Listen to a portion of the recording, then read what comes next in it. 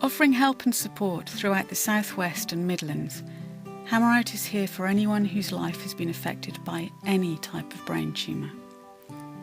A central aspect of our work is the growing number of support groups that enable people to meet in a relaxed and informal way, building friendships and gaining confidence from others who understand their journey. Brain tumour diagnosis and treatment can be an isolating experience, and the contact and encouragement that support groups provide can be hugely significant, even for people who at first may be nervous and uncertain about being involved. Interviewed on BBC Radio Stoke, neurological cancer specialist nurse Catherine James and members of the Staffordshire Support Group gave their impressions of the value of meetings to them. In our new support group, we have about 20 core members, and they are people with various grades of different types of tumours. And it's about giving support and encouragement to each other. Everybody's situation is different. Everybody's journey is different. Yes, there are similarities. The best way to describe it is being on a roller coaster. The emotions that people feel are so completely up one minute, down the next, and completely turned upside down the next minute. Your whole life can be changed around within a fortnight of a diagnosis. From somebody who comes into hospital with having just a headache to leaving hospital 2 weeks later, diagnosed as a brain tumour. So that means that this group that you bring together is more about psychology. Yes, as in supporting each other, the emotional effects, the emotional of ups and downs that the journey brings. And with it, things like anxiety? Absolutely. Everybody is anxious, everybody. Because, to continue your roller coaster theme, it's the not knowing what's round the bend. Yep. And the people who've come to the support group already, they have been there already. They will tell you their story, and they will be able to explain what the anxieties are, but they'll also give you some hope and encouragement to even just a small part of life.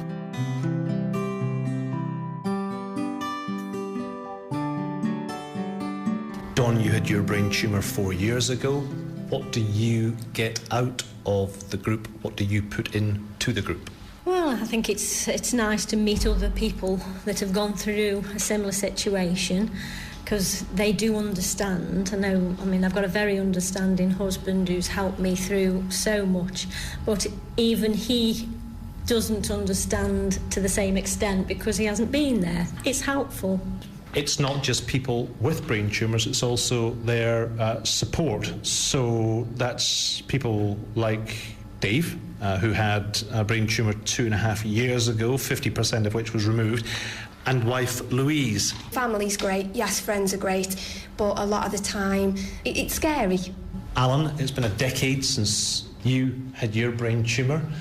You can offer more than most. I think probably so, yes. Some people might get a brain tumour and think this is the end. It's not. There is life after that. I don't know how long I've got left, but I've got a life, and with this group's help I'll make the most of it.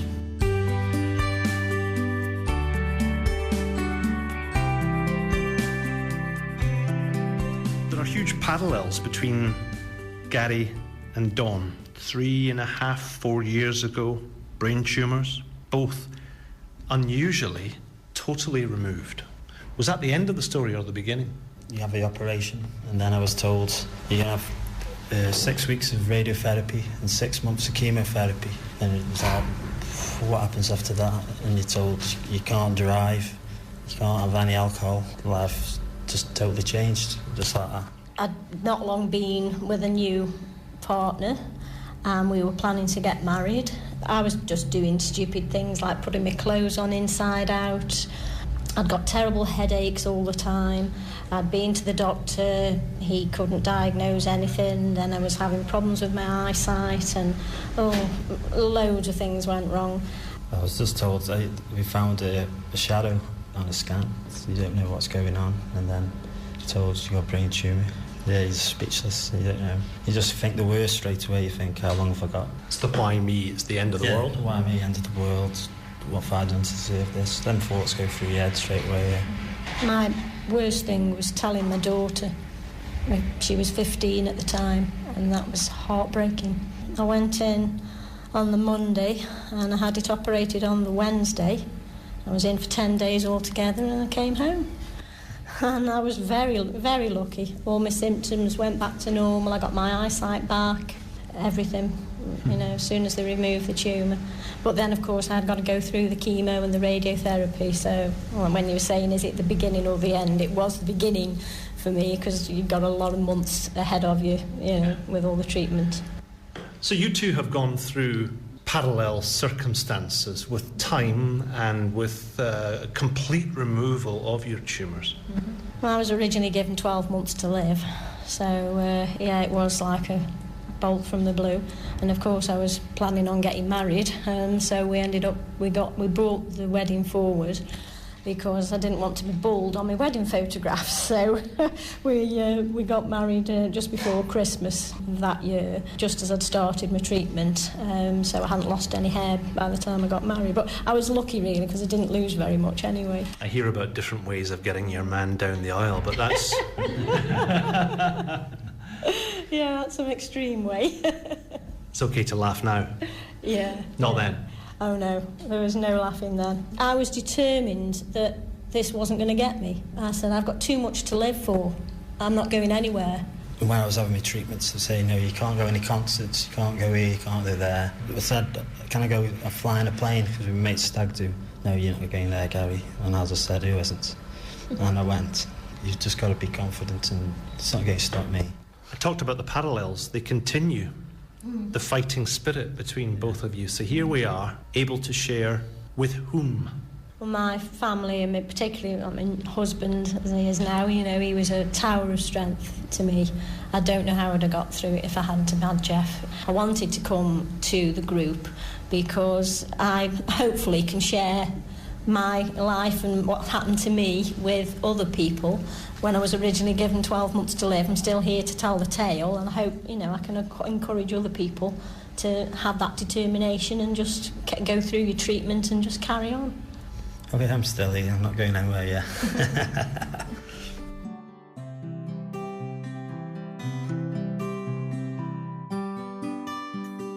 Well, 2.5 years ago was when David was first operated on because of his tumour, but our journey actually began 3 years previously to that, so David was only sort of in his 20s and myself. Your operation, 50% of your tumour was cut out. Less than 1,000 days later, where is this young husband and wife? I'm doing all right and everything, but I can't use my right leg and arms, and then I can't see out my eyes properly, and also my voice. I had no voice. It's pretty handy in your relationship. You can barely get a word in. That's it. I can joke because the love in the eyes between you two is absolutely palpable. Where would you be without each other? Not very well, actually. I think, as like I say, it's very good that we both know each other and with each other. Yeah. We've both worked hard, but David more so. I mean, he's phenomenal, his motivation, and that's why he's as good as he is today. There's no way I would have given up, and there's no way I would have let him, and he wouldn't have anyway. You just get this inner strength. Do you know what I mean? And we've got amazing family and wonderful friends, which makes a difference. I know whatever Lou's trying to help me, I know she thinks I can do better, so it helps me a lot better, trying to do different things, more things. We'd been married about 5 months. We were newlyweds when David suffered his operation. Yeah. So it was like we hadn't even had 12 months of being newlyweds before this hit, and it did hit.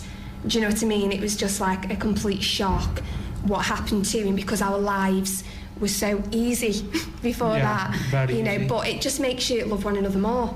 Actually, in reality, many people can't cope with something life-threatening, and it can drive people apart. Well, people said to me after David's operation, how have you coped? How are you still you? How have you not given up or walked away? But my The thing is, David's here. David's here, he's with me, he's still the same person, and we love one another. Yeah. I'm exactly the same, because I've got a lot of people who like can help me and stuff like that. And Louise, like I said, everything she tries to do, she helps me better. So with that close relationship, what are you two able to bring to the support group, and what do you two get from the support group? Well, you've said, David, haven't you, that by coming here, you can talk to people who have been through what you've been through, which I haven't. I can sort of empathise, sympathise, whatever, but I can't. I'm not in that position to know how you actually feel. But also, we feel that if we come to the group and can help just one person by being positive and saying, don't give up, keep going, you know, life is wonderful, sort of thing, and that's why we come as well, isn't it? But it's also, for me, for going, it's made me better to be able to talk, because I'm talking to people who the same, have got something wrong with me, had the same things wrong with me, so it's easier to talk to people who know what you're on about.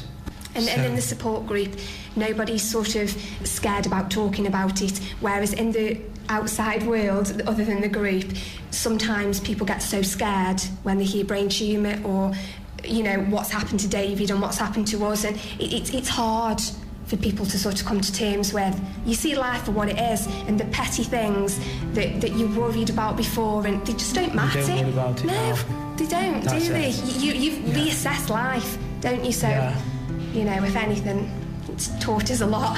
Yes.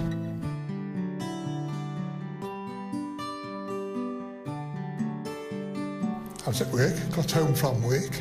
The wife said, the hospital have phoned, they've got a bed for you, and they want you in it. A few days later, a doctor came in and said, you've got a brain tumour, we'll operate next week. So I spent 9 weeks in this ward. What was it like hearing the news that you had a brain tumour? For me, it was a relief. I've been to different places trying to get some sort of diagnosis for what was wrong with me. At least I knew what it was. 80% of that tumour was cut out. 10 years on, did you think you would be here? No. I think they gave me until, it was about this time of year, they gave me until Christmas. That's how long I'd got. How did that change the relationship between you and your wife? I think it affected the wife more than me. She was very upset by it all. It's been like put on a sledge and sent down a hill. You're on it and you can't get off it. There's nothing I could do about anything. Whatever they did, that was it. For me, it was just survival. But for my wife, it was me, her husband. She was losing her husband. Sometimes it can be worse for the person living with you than it is for yourself. You have your partner. Yeah. Over and above that, you have family and a support group. Your life is different, better? I would say that I'm very lucky to be here and I'm enjoying life to the full at the moment. It has left me with problems. I use a stick to keep me in a straight line because it's affected all my balance, eyesight, but these are things that you get used to over the years. I mean, you can tell a lot of people have your problems, but they don't really understand because they haven't been there at the support group. They've been there and they know what you're talking about. And they can relate to that.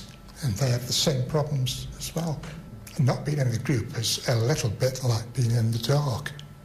You go for scans, you go and see specialists, but these people deal with the tumour. They don't deal with you. They can't deal with the mental side of it. And that's where the group comes in. They can help you there. They know what you're going through and they know what it feels like. Also, I can tell them of my experiences. And over 10 years, there's been a lot of them. So it is sharing, not moaning? Yeah. I moan, and I moan about the tumour. And I say, like a lot of people say, why me? But at the end of the day, I've been very lucky and I've got a life.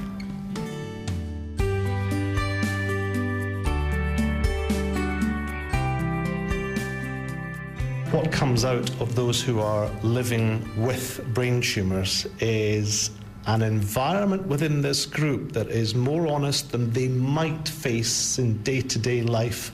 There's a commonality, there's a common denominator here.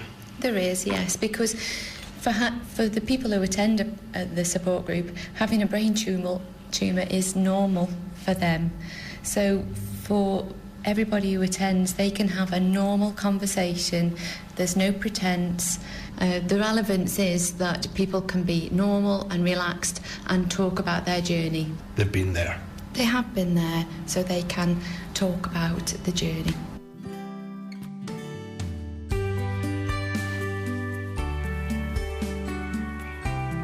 Hammer Out is here for you. As well as group meetings, our patient and family support workers can provide help via the internet, telephone and through home visits. And there is also access to our counselling service. So if you or someone you know would like to get in touch, please call on 01454 414 355 or visit our website hammerout.co.uk. We're here to help.